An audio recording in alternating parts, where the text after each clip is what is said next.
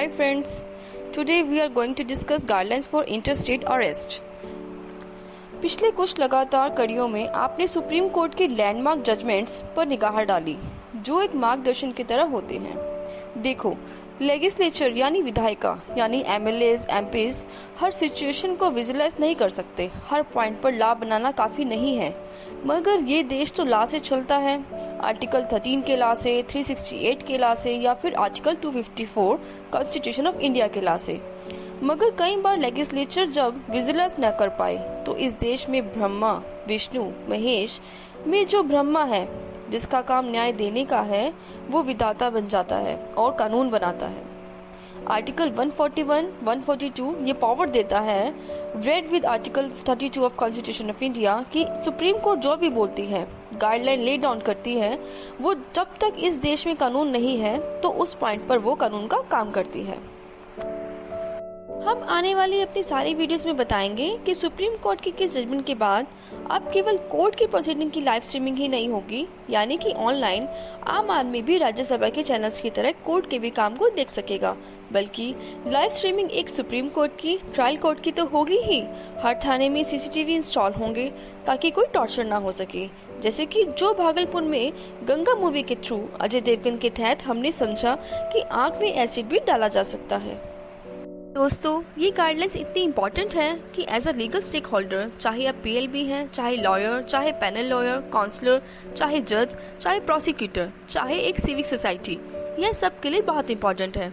क्या दो साधुओं को जला दिया जाता है तो कोई गाइडलाइन नहीं है? पगलाहट जिसको हम कहते हैं इंसिडेंट या फिर विटनेस की प्रोटेक्शन के लिए जहीरा से एक जैसे स्टाइल हो जाती है, डराया जाता है, इस तरह के लिए कोई गाइडलाइन नहीं है। तो आपको महिंद्रा चावला, तहसीना पूनावाला, इस तरह के कोई बेहतरीन गाइडलाइन की एक सीरीज हम निकाल रहे हैं। और डीके बासु की बातों को अब सीआरपीसी में जगह मिल गई है। डीके बासु एक बुजुर्ग कलकत्ता के जज हाल ही में हमारे बीच में नहीं रहे। 41A जो 41C और इन सब के तहत अरिनेश की गाइडलाइंस भी हैं, जो हम आगे आने वाली वीडियोस में शेयर करेंगे, जिसको 2021 में सुप्रीम कोर्ट ने फिर से याद दिलाया। कोरोना के दौरान आप जो इस तरह से हर छोटी छोटी बातों पर अरेस्ट करके जेल भेज रहे हैं, तो कोरोना के इन्फेक्शन के चांसेस भी बढ़ रहे हैं।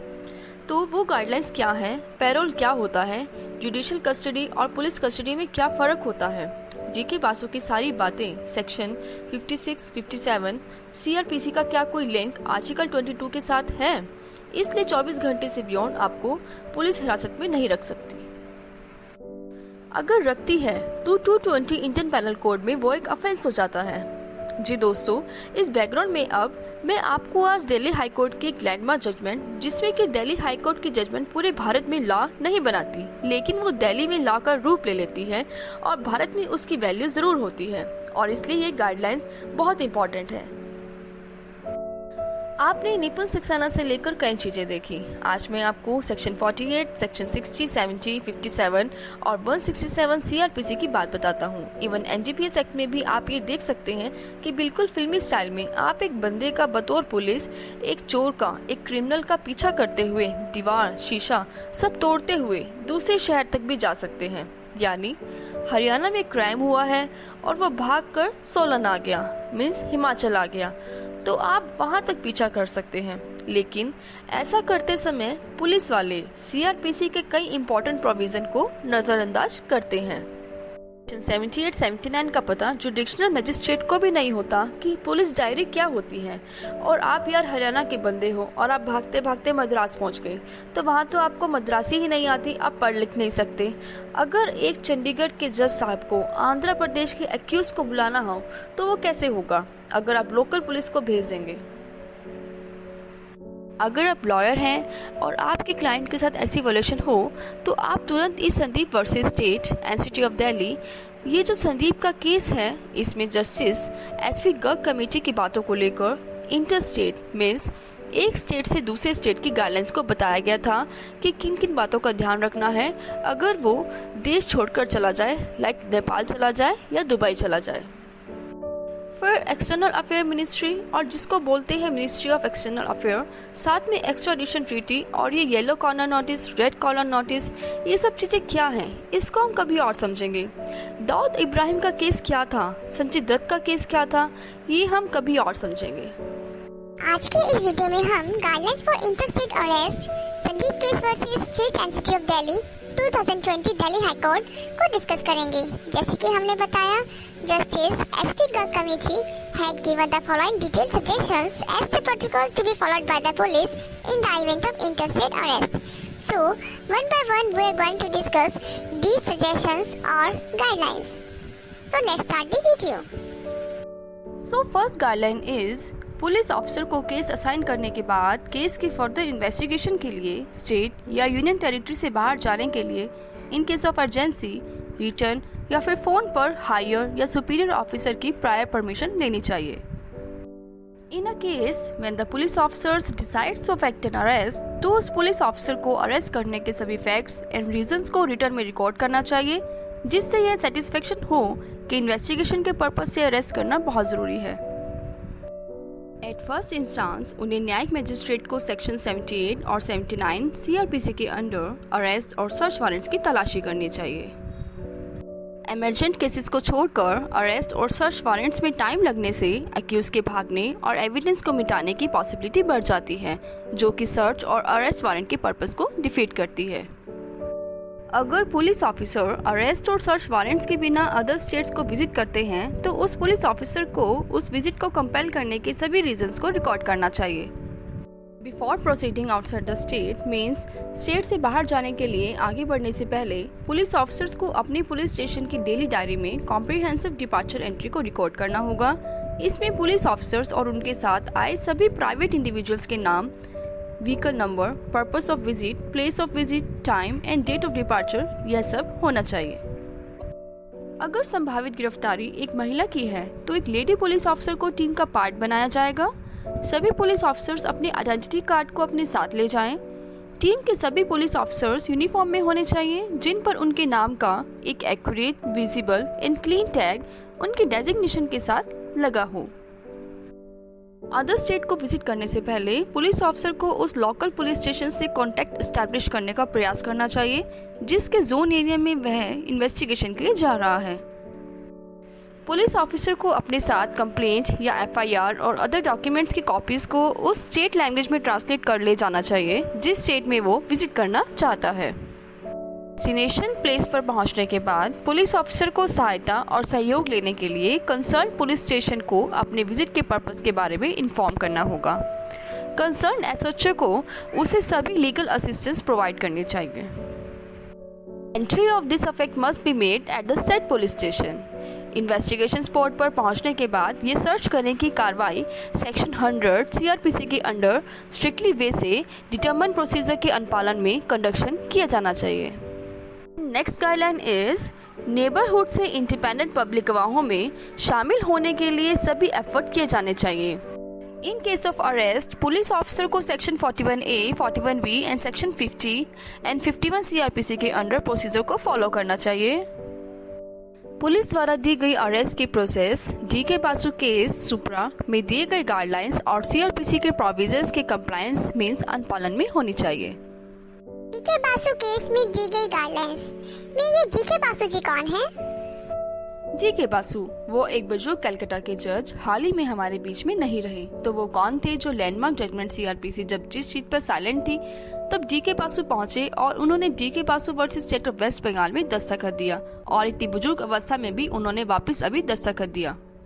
आप कभी पुलिस स्टेशन जाएं या अगर आपका कभी पाला पड़े तो आपको बड़े बड़े बोर्ड दिखेंगे जिसमें लिखा होगा कि अरेस्ट करते ही आप दोषी को, उसके वकील को, उसके पेरेंट्स को या फिर उसके दोस्त को फोन करने दें।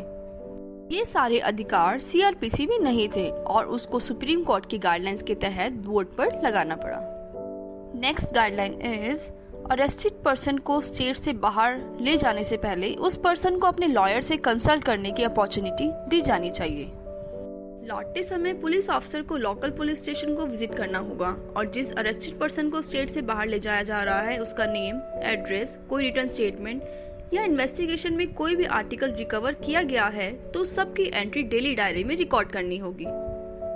Next guideline is the victim's name be also indicated. गिरफ्तारी के बाद नियरेस्ट मजिस्ट्रेट के समक्ष ट्रांजिट रिमांड प्राप्त करने के लिए प्रयास किया जाना चाहिए। ये ट्रांजिट रिमांड क्या है? Please explain it.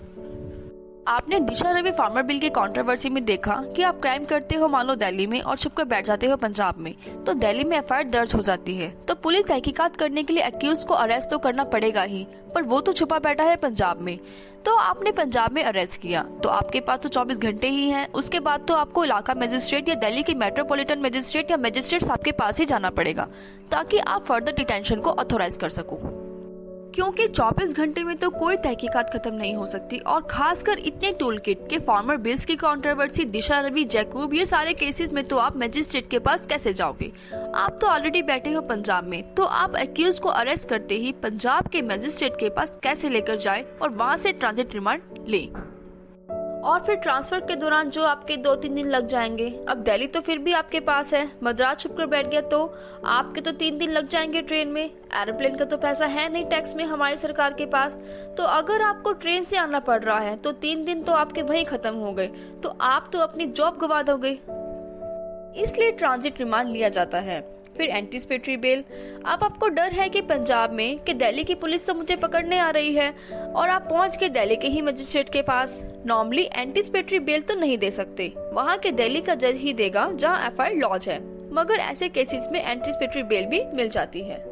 तो ट्रांजिट रिमांड वो होता है जिसमें गिरफ्तारी के 24 घंटे के अंदर एक्यूज को संबंधित कोर्ट में ही पेश करना होता है, और अगर गिरफ्तारी क्षेत्र से बाहर हुई हो या फिर कोर्ट में प्रेजेंट करने में टाइम ज्यादा लग रहा हो, तो ऐसी सिचुएशन में स्थानीय कोर्ट में ट्रांजिट रिमांड के लिए पेशी की जाती है। सीआरपीसी की धारा 76 के मुताबिक यह जरूरी होता है कि मजिस्ट्रेट कोर्ट से ट्रांजिट रिमांड मिलने के बाद ही पुलिस अरेस्टेड पर्सन को अपने क्षेत्र में ले जा सकती है। नेक्स्ट गाइडलाइन इज, जब तक कि उस ट्रांजिट रिमांड की सिचुएशन की जरूरत न पड़े, 24 घंटे तक without infringing the mandate of section 56 and 57 of CrPC उस पर्सन को उस केस के मजिस्ट्रेशन के समक्ष प्रस्तुत किया जा सकता है।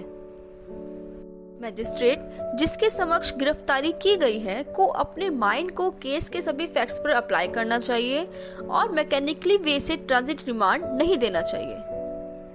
Next guideline is, police officer को अपने आप को सेटिस्फाई करना चाहिए कि केस डायरी में जो भी एंट्रीज रिकॉर्ड है, जो भी मटेरियल उस डायरी में एग्जिस्ट करता है, वो ट्रांजिट रिमांड की पीरियड को सही ठहराता है। किसी अक्यूज के रिमांड को निर्देशित करने का कार्य एक न्यायिक डिसीजन है। मैजिस्ट्रेट के लिए अनदर मैंडेटरी प्रोसीजरल रिक्वायरमेंट, जिसे ट्रांजिट रिमांड एप्लीकेशन पर विचार करके इंडिया में कॉन्स्टिट्यूशन के आर्टिकल 22(1) में लिखा गया है। Next guideline is on control rooms. जैसे कि पिछले वीडियोस में हमने निपुण सक्सेना की गाइडलाइंस में वन स्टॉप सेंटर का कंसेप्ट समझा, ऐसे ही हम कंट्रोल रूम का कंसेप्ट समझेंगे। कंट्रोल रूम हर डिस्ट्रिक्ट में होना चाहिए। 41C C for control room. Control room emergency situation में latest advancements in information communication technology के through public callers and police के बीच कम्युनिकेशन का काम करता है। Police helpline number like 100 dial करके पुलिस कंट्रोल रूम से 24/7 हेल्प ली जा सकती है। फोन नंबर ना मिलने पर कंट्रोल रूम पब्लिक की हेल्प के लिए दिए गए फोन नंबर या एड्रेस को ट्रेस करके भी घटना स्थल पर पहुंचकर पब्लिक की हेल्प करता है।